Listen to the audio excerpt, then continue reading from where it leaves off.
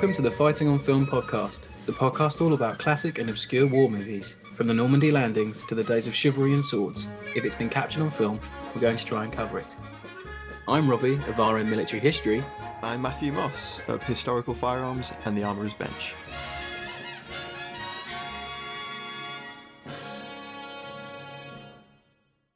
Hello, welcome back to Fighting on Film. Now, last week, if you follow us on Twitter, you'd have seen that we mentioned about our Patreon, and we ran a poll to choose a film for this week. There were some great choices up there. We had Sea of Sand, The Outpost, 55 Days at Peking, and Siege of Jadotville. And the poll ran for a few days, and it was a close call. It was neck and neck between Sea of Sand and Siege of Jadotville. And a few days ago, Siege of Jadotville just came over the line. So thanks very much to the patrons for this one. It was always on the list. Yeah, of course. It was always going to be a good one to cover. Yeah. You know, I'm glad it's now come up sooner rather than later. Exactly. And don't worry, all the films that were on that poll will be covered eventually. We've also got a guest lined up for one of them. And if you want to join us on the Patreon and support the podcast, please do. You'll find us at Fighting on Film at patreon.com. So please do sign up if you'd like to. So Matt, 2016 Siege of Jadotville. Yeah, what a film. Interesting one. Very. Not something I expected Netflix to ever make, to be honest. No, yeah. I never really thought of Netflix as a company that would be willing to make a war film. So, and I was quite pleasantly surprised by just how good it was. Yeah, really good. No fat at all, like a proper trim, lean, well put together war/action film. Yeah. It's really rare that it doesn't outstay its welcome. It hasn't got many ulterior motives behind it or anything like that. It is just trying to tell the story of these men who bravely fought off a far superior force and were kind of forgotten about until about 2005 when a book came out. Yep. I'm not saying they were completely forgotten about at all, but the general consciousness. But it's something we'll discuss later on, isn't it? The story was more or less suppressed by the Irish government. Yeah, of course, yeah. And they were called Jadotville Jacks, weren't they? Exactly. Jadotville Jacks. There was a stigma around them surrendering. Spoilers. Unfairly, we might add. Oh, definitely, yeah. So it's a really interesting film. It follows the 5-day siege at, if you're pronouncing it the French or Belgian way, I suppose it's Jadotville. Jadotville, yeah. And then there's the radio op in the film has a great pronunciation of it. It's Jadotville. Jadotville. That's like me, though. Jadotville is something, isn't it? Yeah, it's Jadotville. Yeah. And it follows the 157 men of the A Company of the 35th Battalion from the Irish Defence Forces under the command of the UN peacekeeping force in the Congo. Mm-hmm. And for a little bit of historical context, basically what happened was Katanga, a region of the newly independent Democratic Congo, tried to secede. And there were various political wranglings around the cessation of that region because of its mining and mineral deposits, etc. Yeah. And, you know, there was a lot of push back and forwards between the West and Soviet involvement People as well. People are clambering for influence and assets. Yeah, and it's a bit like of one of those classic power struggles. It's an irony, really, that you're in that post-colonial age, yet you've got a fresh scramble for Africa going on. Yeah. It follows this small company holding a UN outpost against an overwhelming force, about 3,000 Congolese, I think, gendarmes and mercenaries, foreign mercenaries that were involved. It's an interesting film, mostly based on Declan Power's 2005 book, Siege of Jadotville, The Irish Army's Forgotten Battle, which is kind of instrumental in pushing the Irish government to officially recognise the feat of arms that these guys undertook defending that village for 5 days. Fans to the podcast and avid listeners will remember we covered a film that is set in the Congo Crisis before, Dark of the Sun, we covered back in Merc Month. So this is almost reverse Dark of the Sun, Yeah, it's other side of the coin, isn't it, really? The Mercs are the bad guys in this one. They're not necessarily the good guys in Dark of the Sun, but they're definitely the bad guys in this one. Well, we'll rattle through the cast like we usually do. So we have Jamie Dornan as Commandant Pat Quinlan. He's probably best known for being the sadomasochist loving Mr. Grey from those those films, the Grey series or the trilogy or whatever it was called. 50 Shades of Grey. I don't know. I've never 50 seen 50 Shades. That's the one. You can tell the demographic we've got. Crikey. And then he was also an anthropoid. Yeah, he was Jan Kubis, wasn't he? Jan Kubis, that's it. Yeah, in that one. And then we have Mark Strong, who plays Connor Cruz O'Brien. And, he was in like tons. He's been in Tinker Tailor Soldier Spy. He was recently in 1917. He's in 6 Days, another Netflix film. But he has a wig in it, and it's really off-putting. It's very distracting at times, and he plays a bit of a bastard as well. He does play a bit of a Connor Cruz O'Brien is an interesting character, to say the least, politically speaking. And I couldn't even begin to say whether Strong's sort of performance of him is accurate. I couldn't even. If the direction was be swarthy, Mark, then he's playing it off to an absolute T. So we've got Danny Sapani as President Shombe, the leader of Katanga. Yeah. And he was Ricky in Ultimate Force, fans of that ITV SAS drama, recognize I did not him. recognize him, but I do fondly remember Ultimate Force from my childhood. He was he was always cracking jokes in it, he was like one of the banter merchants. Yeah, I do remember him. And he was also, I think he played one of the care workers in the Channel 4 series Misfits. That's what I remembered him from. Oh, did he? Okay. Yeah. He's a good actor. I really like him. He is, yeah. He's good in this. He plays the president really well in this. Yeah, it's this sort of like suave evilness to him. I really like the delivery. And then we've got Sam Keeley, who plays Bill Reddy, the sniper. And he was also an anthropoid with Jamie Dornan, so we like the little connection there. Nice little link. Guillaume Canet, who plays Rene Falks, the mercenary leader. And, he's a real person. As everyone in the movie is portrayed is a real person. I think I read that the guy he's based on, his first name was Roger.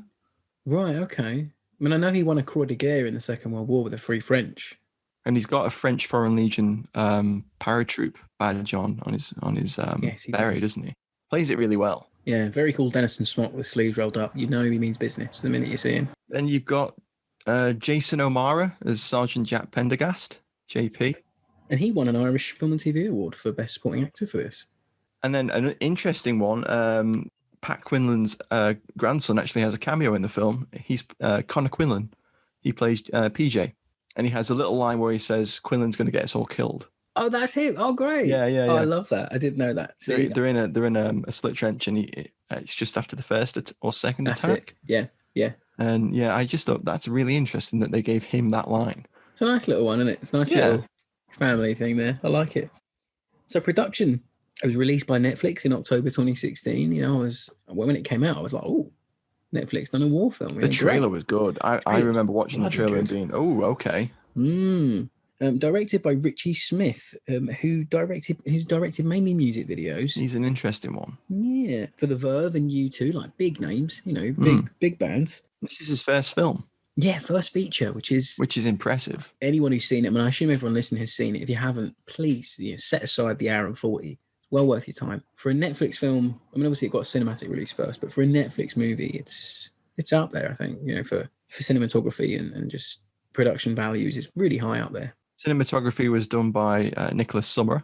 Some of those shots were really nice. We got some interesting overhead shots. We have some really nice sorts of landscape establishing shots, which, capture the beauty of the area and caption action. Yeah. In a pre-kinetic way. The sense of scale is really good as well. Yeah, like you do feel like they're outnumbered. And you get some really nice aerial shots of the actual compound that they're on. And there's a lot of close to the ground shots looking up towards the approaching mercs and stuff, and that's really effective too, I thought. Yeah, it is. I like it. And then Jamie Dornan and co were put through a boot camp in South Africa beforehand. Yeah. So they're all trained up, and they. I think they do a really good job of portraying the men that they're meant to be portraying. You kind of ignore the fact that it's Jamie Dornan. With a mustache. Yeah. Which, it looks great. I think it's really... It's a good mustache. Yeah, I mean, we've ruined my alley pick already, but... That's his mustache is your alley pick. Fair enough. He's good in this film. He's solid in this. Really solid. Yeah. Quinlan's family even said that he got him pretty spot on. The only thing they could really comment on was that his accent wasn't wasn't strong enough. You know, you have the strong Kerry accent that Quinlan apparently had. Right. I mean, I think he's doing a good job, though. You know, I mean, I'm not a aficionado on the Irish dialect, but his family said they would have had to have subtitled him if he'd actually gone for the accent. I like it. Which I thought was very funny. This is great.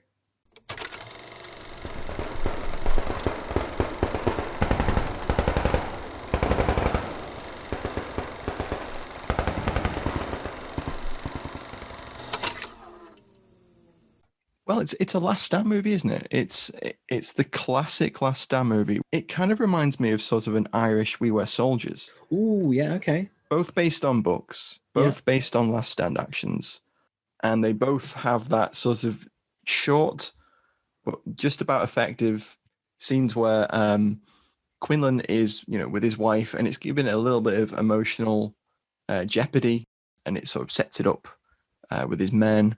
And then it's just pretty much full on action for the majority of the film, isn't it? I mean, once they get to the Congo, they're in Jadotville, they're digging in, and then almost immediately they're under attack. And as we said earlier, I think it's quite interesting that it has no B plot.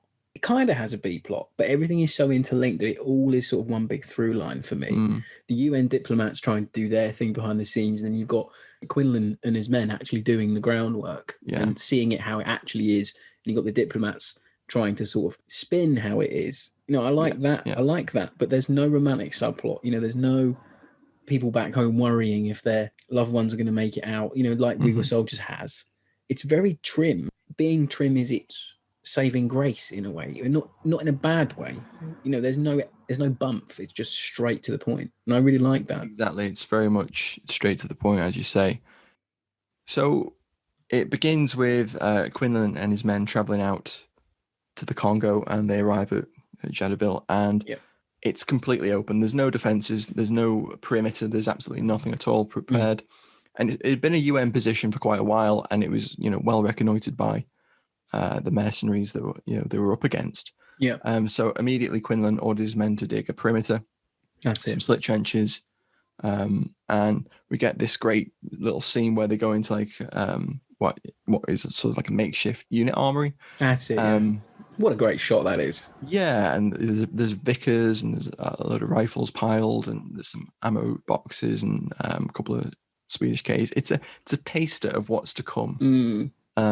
In what can only be described as a plethora of alley. Quite spectacular, which we'll come to, and probably will take up most of the show. It probably will be quite a lengthy alley one this week. Then Dornan realises, we haven't got many supplies to sustain ourselves. So Plastic they go out. UN helmets. Yeah, iconic. And then they go out into the town and they get supplies for themselves. Then they meet the mercenaries and they go and have a drink in the local bar, and very tense drink in the bar. Very, very tense. They sort of have a little spa, don't they? A verbal spa. Sat drinking Hennessy. And Dornan sort of concludes it with a jibe at the French commander that the Germans took over his country in 2 weeks. And you could just see like Falk's just seething at that, can't you? And then when obviously he's doing some more research, I'm like, this man won a Croix de Guerre. He knows what it's like to fight the Germans. That line's really going to stick in his craw. I really like that. And then all hell breaks loose, literally, about 5 minutes later. Yeah, they get back. Weirdly, he goes off to a lady's house and makes a phone call, which is kind of... Maybe it's just a better line, possibly. Yeah, I think it's just to keep that connection with his wife. So when we see her at the end, we remember who she is. Yeah, I think you're probably right there. That's it. And then after that one scene, there's none, really. Yeah. And then we have all those interesting sort of bits with the UN and Conor Cruise O'Brien being sent on the mission to head up the UN peacekeeping force. Yeah. And he decides to embark on an operation that will take back certain key points within the region from contingent control. And that goes tits up really spectacularly in which, and it did, in fact, that happened. So it's a representation of the UN troops did open fire on that. I think it's a radio station or television station. Yeah, Radio Katanga. That's it, Radio Katanga. It's Operation Morthal that they're on. That's it, Morthal, yeah. And it's sort of alluded to by the film that Conor Cruise O'Brien covered up or ordered it covered up immediately, which I don't know whether that happened. I haven't read into it enough to know for sure. And the film basically suggests that the attack on Jadotville is a response to that. Yeah, almost like a reprisal attack. Mm, Yeah. mm. But as we've said before on the pod, the Congo Crisis was the imagery coming out of that region at the time is horrific. And Hugely complex, hugely visceral. Yeah. So I think the alley tally this week is going to be a belter. So I think we should get into it quick. It's time for Alley Tally on Fighting on Film.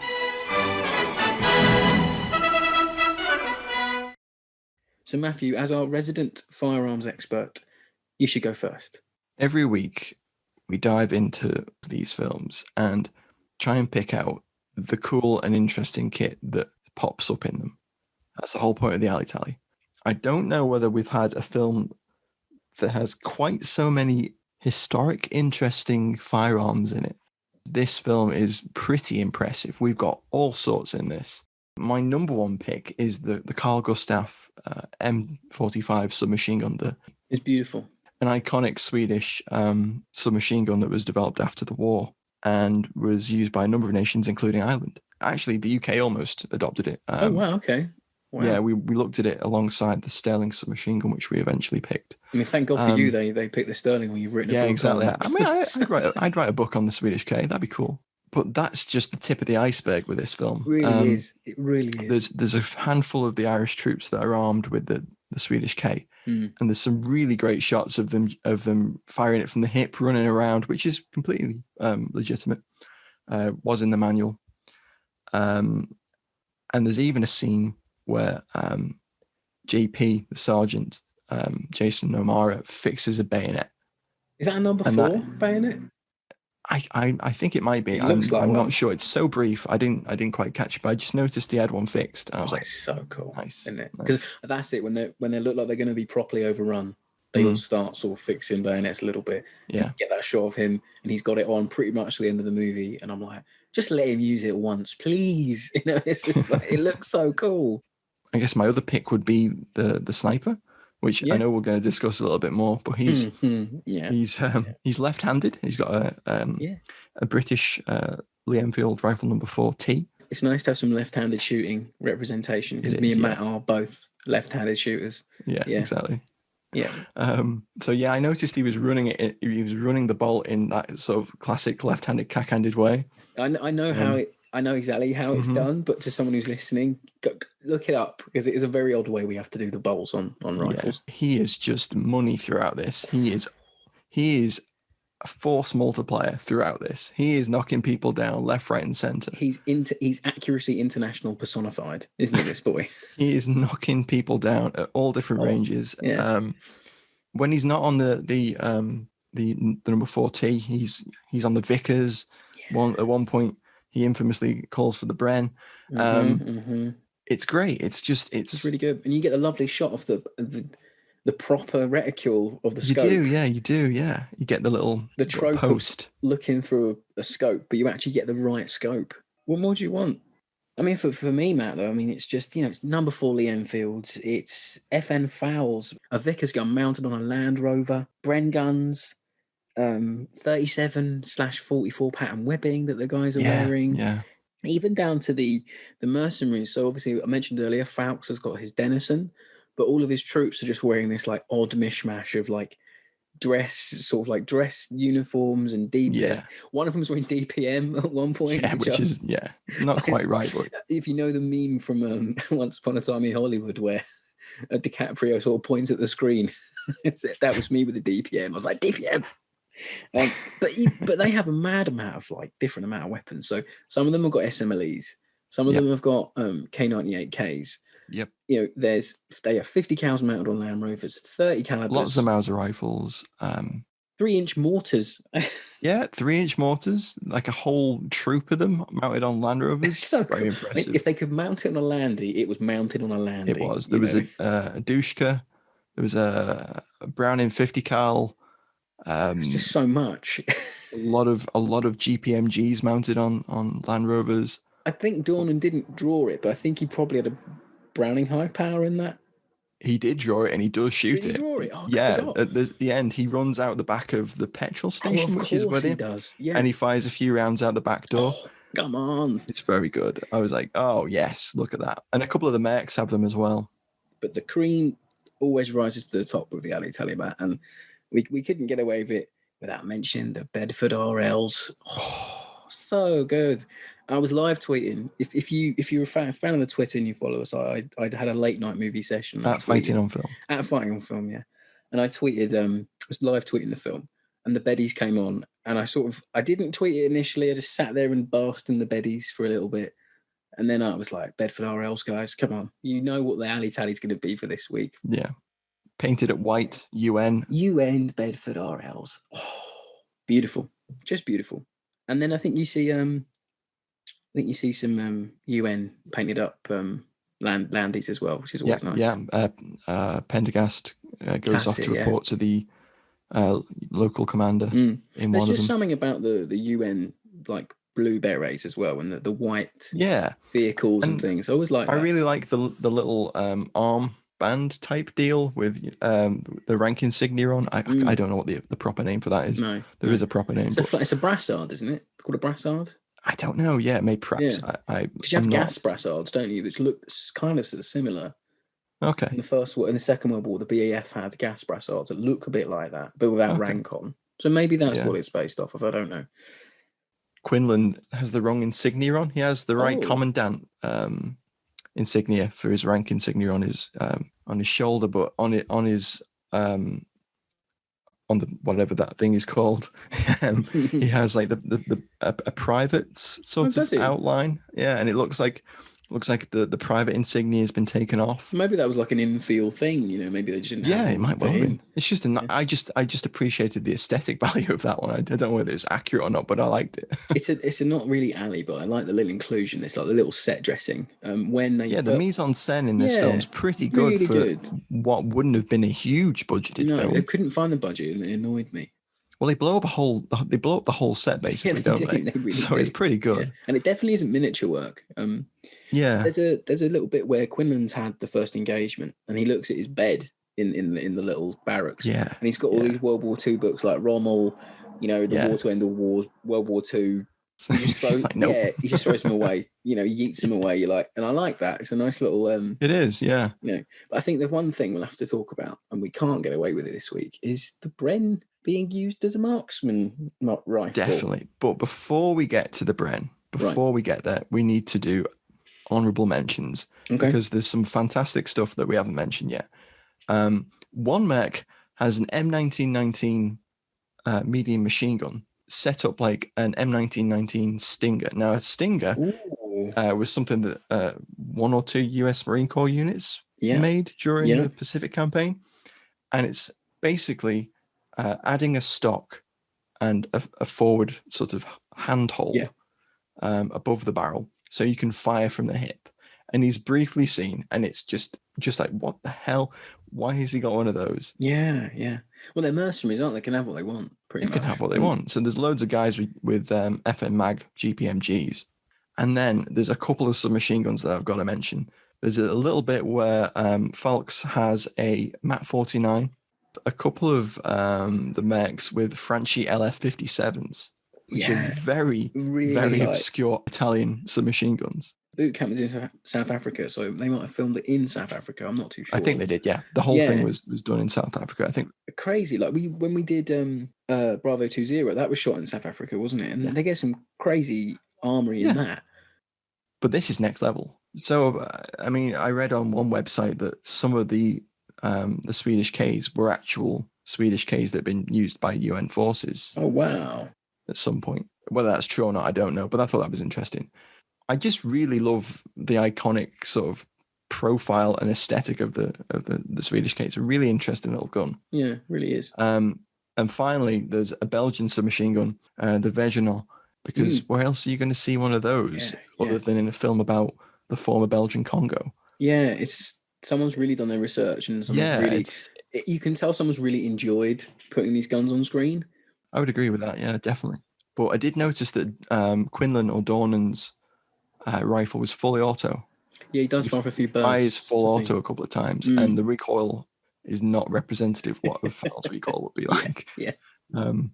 So I looked at a couple of my reference books, and I couldn't find any mention of what the Irish contract files were, but I think they were British inch pattern SLRs, which John Ferguson from the Royal Armouries was kind enough to confirm for me as well.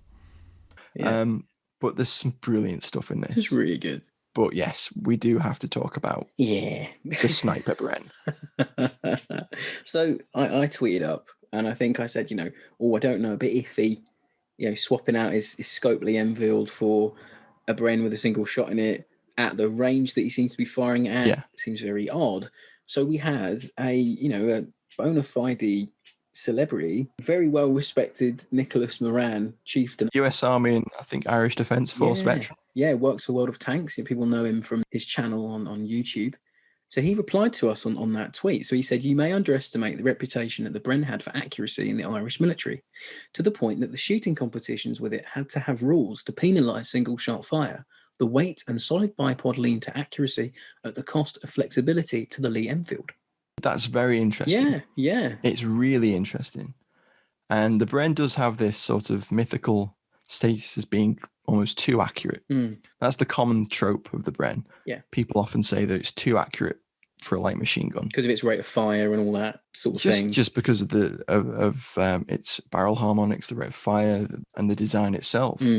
It's truly an excellent design. Yeah. I mean, still used by some nations around the world today. That whole scene is a bit, I don't want to say it's untrue, because obviously you could make that shot with a Bren. It's just unusual. It's a really odd one, isn't it? The scene is there's a big wave attack from the mercenaries. It's like the second wave, forces. Isn't it? It is, yeah. And I think planter / maybe mayor of Jadotville. I thought he was like a mining company. He is, head He's guy. definitely like a mining. He's got this planter white linen suit on, exactly. And he's paying. He says, you're paying for us, so we'll go and do the attack. Palix, that is. Yep. And he sort of stood next to a little school building about, I don't know, like 400 yards away from the UN compound. 500. Yeah, you can see it. There's shots in the film where Dornan's looking through some binoculars, and it's in the foreground, but it's a focus shot, so it's blurred out. But it's clearly not that far away. It'd probably take you a couple of minutes to walk over to it, sort of distance. That's what I was assuming.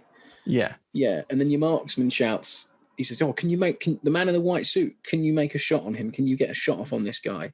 Yeah. And the cool as you like, Bill's like, "Yeah, bring me up a Bren." His exact words are, "Yeah, with the Bren on single shot." Yeah, it's a very well edited, well choreographed little sequence. He pulls out the mag, racks back the charging handle. Very nice bit of cinematography on that. Nice bit of camera work. So he sort of like single loads the round, doesn't he? I slowed it down, and it's an insert round. So it's an in-air. Oh wow, yeah, it's an in-air round. Yeah, but it's didn't notice that. Good eye, Rob. I had to pause and look. Is the primer? Is the primer already? Yeah, the primer's already been fired. Yeah. Oh, okay. Yeah. Okay, so let's break this down practically. Oh my gosh. So we're doing a 500-yard shot. Right. Which the Lee Enfield can easily make, even without a scope. The Lee Enfield can engage targets out to 700 yards, no bother with a scope. Yeah. It can engage them out further if you know what you're doing. I've made a bull on a 6-foot target. That's a flex. 800 yards with iron sights. Yeah. Okay. Yeah. I mean, I grouped at like 600 or something. Yeah. So and I'm not a regular shooter. No, me neither. I know how to shoot, but I'm not an expert marksman. The number 4 is going to be inherently more accurate. It has a scope. Yeah. It's magnified scope. It's a magnified scope, and it's a rifle that has its bolt closed when it fires. So with a bolt action rifle, to load the round in, you push the bolt forward, chamber the round, lock the bolt down. Of course. And that's the most stable platform for firing possible compared to the Bren, which is an open bolt machine gun, which means when you load the Bren, you pull the bolt back to the rear and it stays to the rear. Yeah. Then you load the magazine in, and then when you pull the trigger, The bolt goes forward, strips around for the magazine, chambers, locks, and then fires. That process of it pulling around, slamming into the bolt face, locking, and then firing means that there's a lot of movement. Right. Even despite the bipod. The number 4 would have benefited from having a bipod, but he had plenty of sandbags. You don't need a bipod. You know, he had a firing position there. He had the high ground. And the iron sights on a Bren are not designed for precision shooting. They're a fairly large peep sight with a front post. And they show that in the film, which is really nice. Yeah, they do. Yeah, only from what Nicholas tweeted us. But I can kind of see it in a way. You know, it's got a foregrip. It's got a bipod. It's not undoable. You know, the guy he's a big lump. The guy that he's firing at, he's a big lad with a white suit on backed on green jungle. I can see it. It's just weird. And I think in my head, obviously, this is me coming from years of watching movies where you've got cooler the fuck snipers. You know, like the lad as Sarah Ryan. You know, the guy with the Barrett in Rambo. It's sort of like, you know, snipers are meant to be this cooler than life, you know, bigger than life sort of characters, and for someone to swap out their weapon mid firefight for something that I deem less accurate, even if it isn't. Yeah, in movie terms, it's a very nice, a very interesting inclusion. But I just don't know if it's right or wrong, and I don't want to say if it is or it isn't. But it's so odd. It kind of stopped the movie dead for me. I was like, what? Matt messaged me when he was watching it again, and he was like, I just can't get my head around this Bren scene. Yeah. I can understand the mythology around its accuracy playing so much into it that it became sort of ingrained within the Irish soldiers' sort of appreciation of its abilities, and that's where that came from. And maybe that actually happened. I don't know. I haven't had a chance to read Declan Power's book on the battle. Perhaps that's something that happened, but I don't know. Otherwise, it's just an unusual, interesting scene they've included. I assume it must have been true, or there must have been a story or a first-hand, a second-hand, third-hand account of it happening for them to include it. Because if not, then it is a bit of a weird one. But it's a very alley inclusion, though. You know, it's interesting, and it's definitely sparked a debate because for years, like as soon as the film came out, people have been talking about the Bren on single shot. Is it that accurate? Is it accurate enough? To the point where Rich and I have been like, yeah, we're gonna have to test this. We're gonna have to get a Bren and a number 4 out to a range. Well, that'll be the end of it, won't it? But like, hopefully, write a paper on it, make a video. Yeah, we'd be interested to hear what listeners think about this one. And Nicholas, obviously, if you're listening to the pod today, please, you know, tweet us again. I'd love to know more about what the Irish Defence Force's sort of appreciation of the Bren was, and how it sort of gained that reputation. And it may well be that it is more than capable of doing that at 600 yards or whatever it was. But there's one thing you can't deny in Matt. He had BBE, big Bren energy. He did.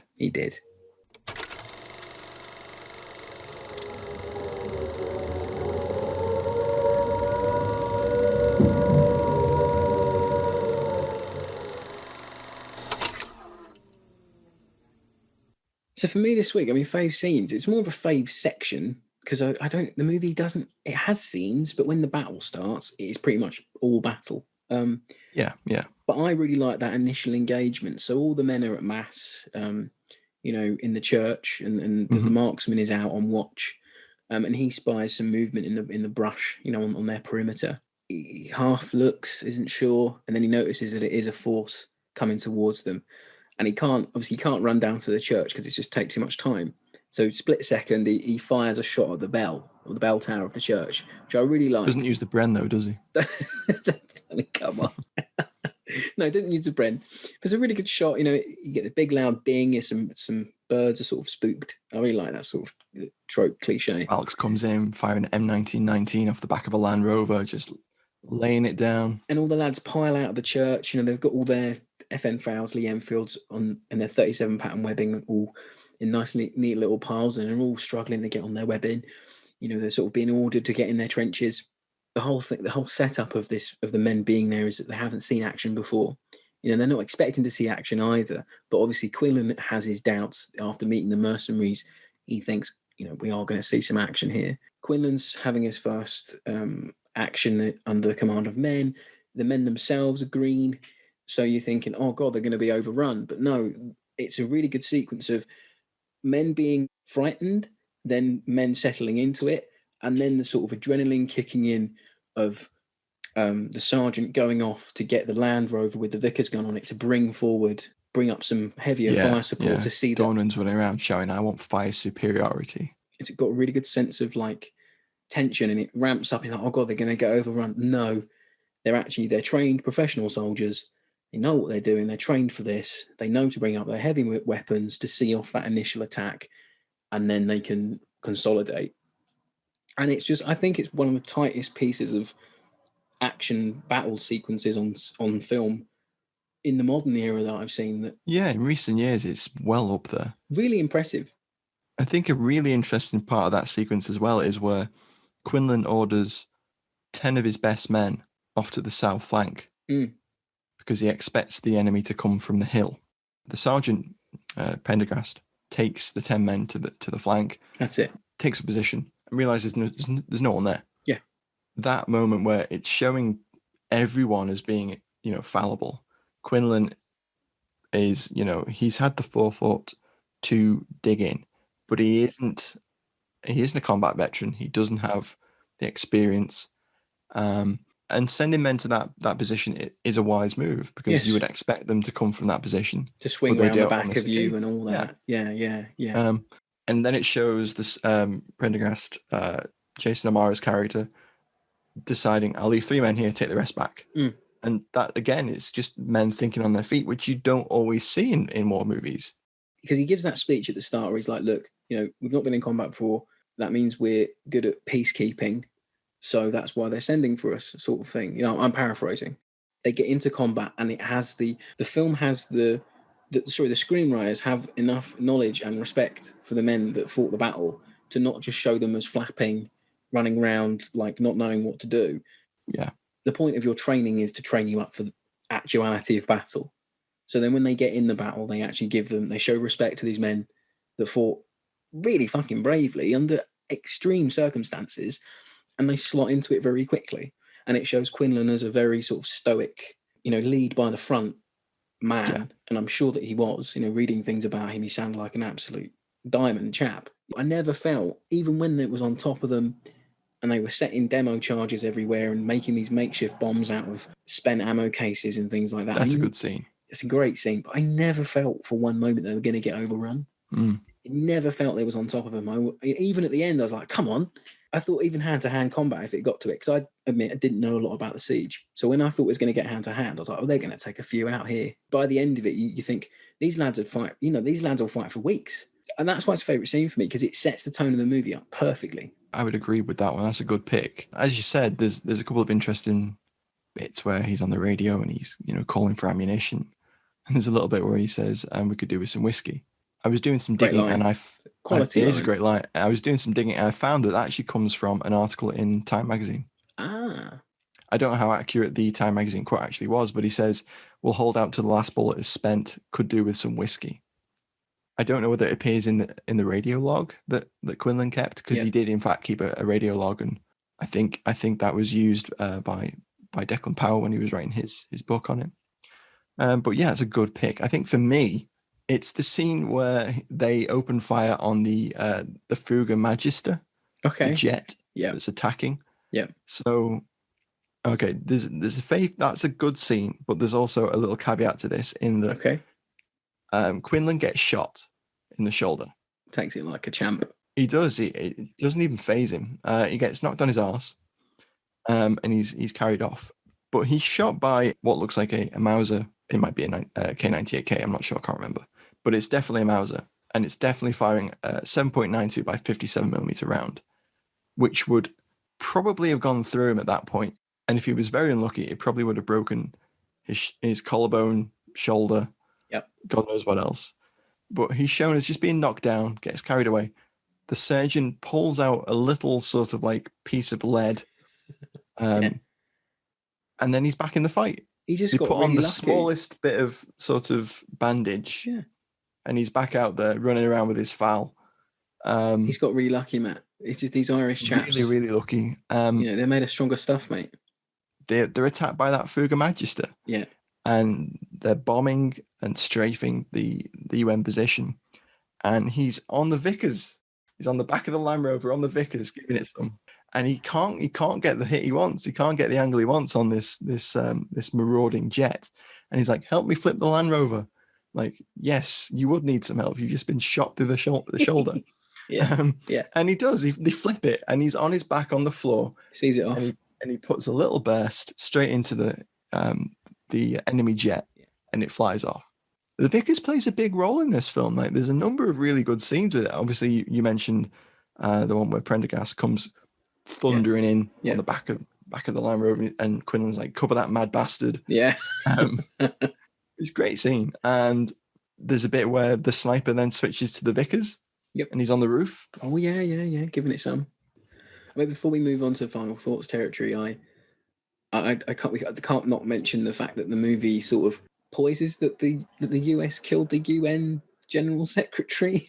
That's kind of interesting. So that's up there with the bit where Conor Cruise O'Brien says, "Yeah, we'll cover this up." Yeah. That's kind of crazy that, the sacrosanct organization, the UN, the film is portraying them as being willing to cover this up. Blink and you'll miss it. The jet comes in, shoots the airliner down, and then you're like, hang on a minute. And it's quite clear like an F4 Phantom. If it had been a Fuga Magister, I was like, that's an F4 Phantom. What are they trying to say here? Like, no one in the early 60s would have had an F4 other than the US. It'd be interesting to know why that's in there. Well, apparently it is a conspiracy theory. Okay. And at the time, President Truman said that they had killed him, the Soviet Union. Right. And then there's conspiracy theories that it was actually the US that had done it because they weren't particularly happy with how Dag Hammarskjöld had actually been handling the situation. And then there's a CIA report that says that the KGB were responsible. Oh my God. Suspecting that it was a Katanga Magister that had shot it down, the jet trainer. But then how you'd have to be pretty certain that he was on board to shoot it down. Well, it is a big plane with UN written on the side of it. I suppose perhaps it was an accident. They were just attacking a UN plane. Yeah, I could buy that completely. I don't know too much about it, but it's just an interesting inclusion. It's a really interesting inclusion, and it's kind of interesting that the film that would be so bold as to portray, like one of the perhaps more conspiratorial theories around it. I also like the bit at the end where Dornan meets the general. Is it General McAtee? Yes. And he's saying, "Well, you're all going to be court-martialed. We have to save face and all that." And he just leathers him, and then he sort of, he knows because he's like, you chaps did well. And Strong's like, "Oh, are you going to punish them?" And he's like, "No, no. Why would I? They fought bravely." This sort of thing. It's final comeuppance for O'Brien's character, which at least in the movie he gets some comeuppance. I don't know whether he got any in real life. It doesn't really seem so. Possibly not. So these lads were, as we said at the start, quite unfairly treated afterwards, cover-ups, things like that. Yeah. But this movie, they're heroes, aren't they? There's nothing else you can say. Extremely brave. Yeah, the film does a really good job of portraying the action. Yeah, and obviously there'd already been like an Irish government, Irish Defence Force inquiry in 2004-5 into, was it really misconduct that they surrendered? Which it clearly wasn't if you subscribe to it was surrender or death, I think. Yeah, definitely. Yeah, there was no messing about there. No. And it rightly they've been sort of vindicated and proven right in 2005. And then I think when the book came out and subsequent documentaries and then the film, and to the Irish government's credit, they've finally, given all of the veterans and the veterans' families a presidential unit citation to really put it on the map that these men were brave and they did fight as hard as they could. I even read that after the chaps come out of the prison, when they were sort of getting ready to go back home, they were involved in another light engagement a few weeks after.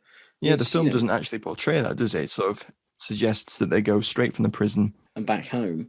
Yeah, but they did go back into the line and they were there the full 6 months. Yeah, it's like, absolutely incredible tour of duty. My whole sort of index for the movie is that movies like this are really important, and I think it shows how important the war movie genre can be. Not only is the movie, one, a very good movie, it really holds up. It'll hold up 10 years from now, 50 years from now, whatever. It's a really well-made film. But it also documents something that not a lot of people know about a conflict that isn't very well known still, and it immortalizes those men. And what better use for the war movie genre than something like this? Yeah, I completely agree. It shows the power of film to bring something into the popular consciousness. Agreed. And it's exactly along the lines of, what we always say on the pod. War movies are a great medium to sort of break into history and show people stories that they may not have heard of or not know about. I just wish more films like this were made. And I also think it's great that it's on Netflix and it can be enjoyed by so many people that might not ordinarily have watched it. Yeah, that's what I was going to say. Props to Netflix for making this film. So Matt, any more final thoughts? Just that it's a very solid film with a copious amount of Ali in it. Like someone said on Twitter, I can't remember who it was, it's 50 Shades of Ali. And it definitely is. It's just a very well-rounded film. It's a really good. Yeah. And it tells an important story. Nothing lets it down. I think it might be the first film we've watched where I haven't got anything negative to say at all. Well, there you go. Can't say more than that, can you? No, you can't. No. So guys, thanks for joining us. Don't forget to leave a like, a review, or rating on wherever you're listening to the pod. Do check out our brand new website, www.fightingonfilm.com. If you're on Twitter, please do follow us at fightingonfilm. And join us again for some more war movies. Thanks very much for listening, guys, and we'll catch you again next week. Bye. Bye.